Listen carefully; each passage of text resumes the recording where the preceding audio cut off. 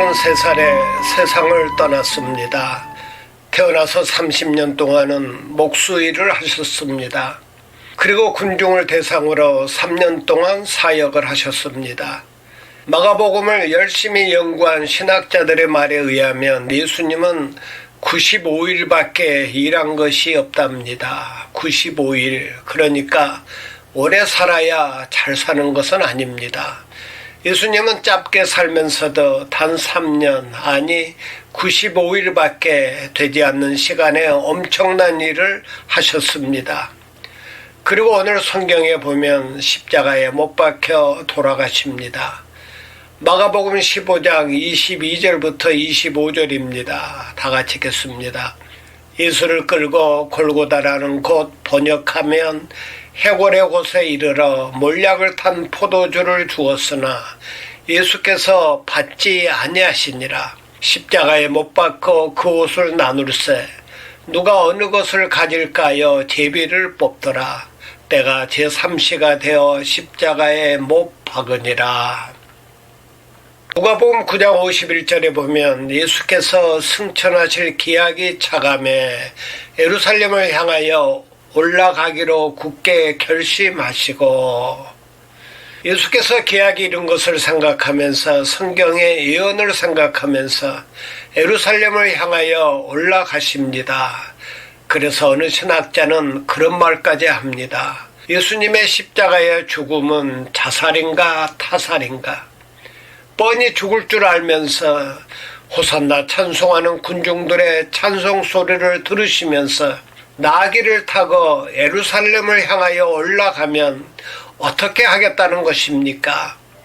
얼마든지 피할 길이 있었는데 빌라도 법정에서도 빌라도가 놓아주려고 얼마나 애를 썼습니까? 딱 한마디만 하면 살려줄 수 있었는데도 아무 말도 안 하십니다. 그리고 십자가를 지십니다. 끌려간 것이 아니라 선택한 것입니다. 그러므로 예수님의 십자가는 절대로 패배가 아닙니다. 최고의 성공입니다. 여러분, 예수를 믿는 것이 무엇입니까? 십자가를 어떻게 보느냐는 것입니다. 십자가가 실패냐 성공이냐? 십자가가 부끄러움이냐 영광이냐? 십자가가 고통이냐 자랑스러운 것이냐? 바로 거기에 초점이 맞추어져 있습니다. 오늘날 많은 사람들이 십자가 목걸이를 하고 다닙니다. 그런데 십자가는 옛날 로마 시대의 사형틀이었습니다. 유대 역사가 요세푸스는 십자가를 가장 비참한 죽음의 형틀이라고 말했습니다. 사람들이 지나다니는 길 가까이에 흉악한 범죄자를 나무에 매달아 놓으면 3, 4일이 지나지 않아 사람의 진이 빠지고 피가 말라 죽는답니다. 그러면 까마귀들이 날아와 시체를 쪼아 먹습니다. 이렇게 비참하게 죽어가는 모습을 사람들이 보고 죄를 짓지 말라는 것입니다. 그러나 십자가는 기독교 신앙의 중심에 서 있습니다. 복음의 상당 부분이 예수님의 죽음에 관한 것입니다.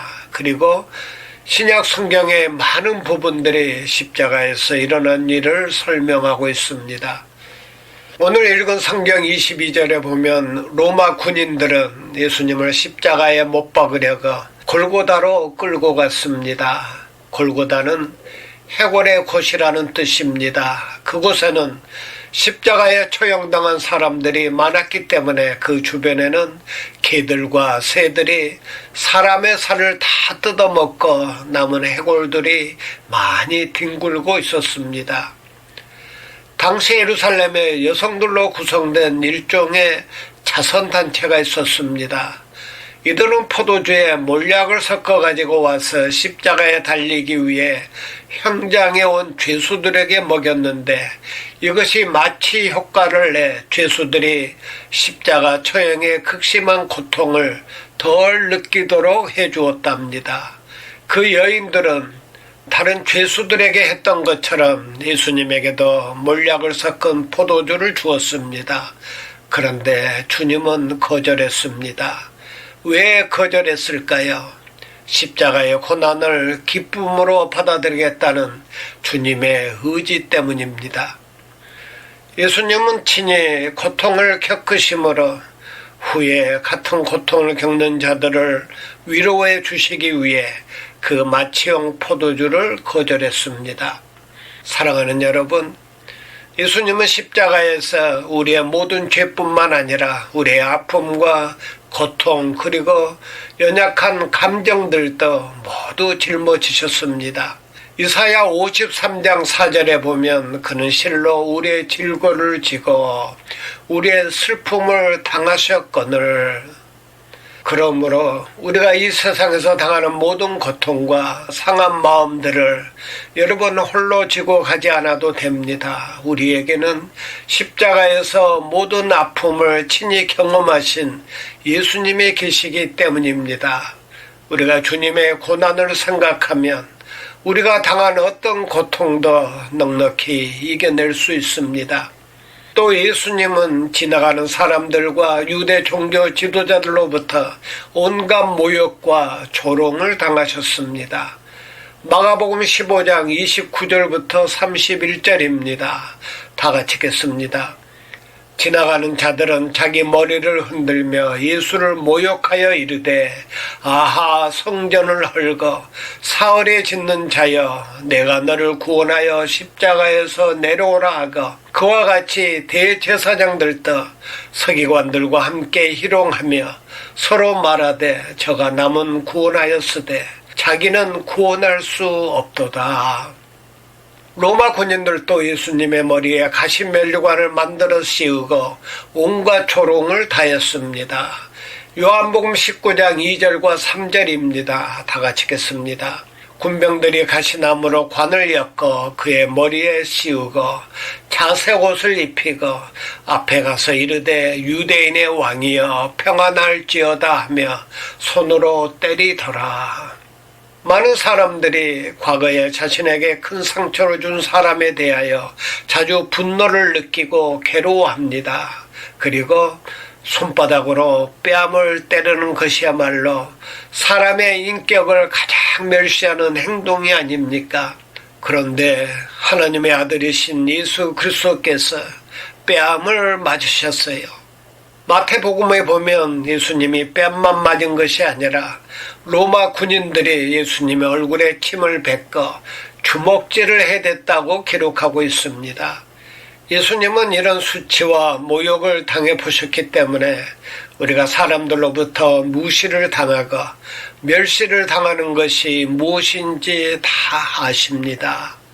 예수님의 십자가의 고통 중에 최악의 순간은 육체적인 상처나 십자가의 고통 또는 그의 친구들과 세상으로부터 거부당한 정신적인 아픔이 아니라 우리를 대신해서 우리의 죄를 짊어지셨기 때문에 하늘 아버지로부터 분리되는 영적인 고통이었습니다. 마가복음 15장 33절과 34절입니다. 다 같이 읽겠습니다. 제6시가 되매 온 땅에 어두움이 임하여 제9시까지 계속하더니 제9시에 예수께서 크게 소리 지르시되 엘리 엘리 라마 사막다니 하시니 이를 번역하면 나의 하나님 어찌하여 나를 버리셨나이까 하는 뜻이라. 예수께서 제3시 제5전 9시에 십자가에 못 박히셨고 이제는 제6시 낮 12시가 되었습니다. 이때부터 온 땅에 어둠이 덮이기 시작하여 제9시까지 즉 오후 3시까지 어둠이 계속되었습니다. 대낮에 온 땅이 어둡게 된 것입니다. 하늘도 빛을 잃었습니다. 이것은 인간이 저지르고 있는 무서운 범죄를 보지 않기 위해 하늘도 얼굴을 가리웠던 것 같습니다. 정오부터 오후 3시까지 어둠이 천지를 덮고 있을 때 예수님은 엘리 엘리 라마 사막다니 하고 큰 소리로 외쳤습니다. 이것은 나의 하나님 어찌하여 나를 버리셨나이까 라는 뜻입니다. 왜 예수님이 하나님 아버지로부터 버림을 받아야 했을까요? 우리의 죄 때문입니다. 이 사실을 사도 바울은 이렇게 말씀했습니다. 고린도후서 5장 21절입니다. 다 같이 읽겠습니다. 하나님의 죄를 알지도 못하신 이를 우리를 대신하여 죄로 삼으신 것은 우리로 하여금 그 안에서 하나님의 의가 되게 하려 하심이니라. 그렇습니다. 우리는 십자가를 묵상할 때마다 주님은 나 때문에 죽었다. 저 십자가는 나를 위한 것이다 하고 믿어야 합니다. 왜냐하면 예수께서 우리를 대신하여 죽으셨기 때문입니다. 예수께서 십자가에 달려 죽는 순간 성전의 휘장이 찢어졌습니다. 마가복음 15장 38절입니다. 다 같이 읽겠습니다. 이에 성소 휘장이 위로부터 아래까지 찢어져 둘이 되니라. 무슨 뜻입니까? 하나님과 인간 사이에 막혔던 담이 무너졌다는 것입니다. 이제 우리가 예수 그리스도의 이름을 의지하고 기도하면 하나님께서 응답하신다는 것입니다. 이 놀라운 하나님의 사랑을 보여주시기 위해서 예수님은 십자가에 달려 피를 흘리시고 죽으셨습니다. 사랑하는 여러분, 우리 주님께서 당한 모든 고통에는 하나님의 놀라운 뜻이 있었습니다. 사람들은 예수님에게 상처를 주고 고통을 주고 모든 아픔과 수치와 모욕을 안겨다 주었지만 하나님은 그것을 축복으로 바꾸셨습니다. 그것이 바로 저와 여러분이 누리는 구원의 축복입니다. 예수께서 십자가에서 그 욕을 당하셨기 때문에 우리가 하나님의 자녀가 될 수 있었습니다. 할렐루야.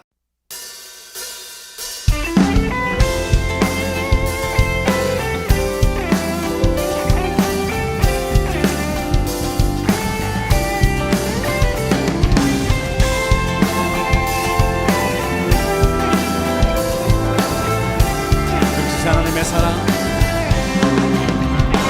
크신 하나님의 사랑 말로 다 영원하네. 저것도 높은 별을 넘어 이 낮고 낮은 땅 위에 죄범하며 헌구하려 그 아들 화목제로 삼으시고 죄 용서하라. 괴로운 시절 지나가고 괴로운 시절 지나가고 땅 위에 영화 쇠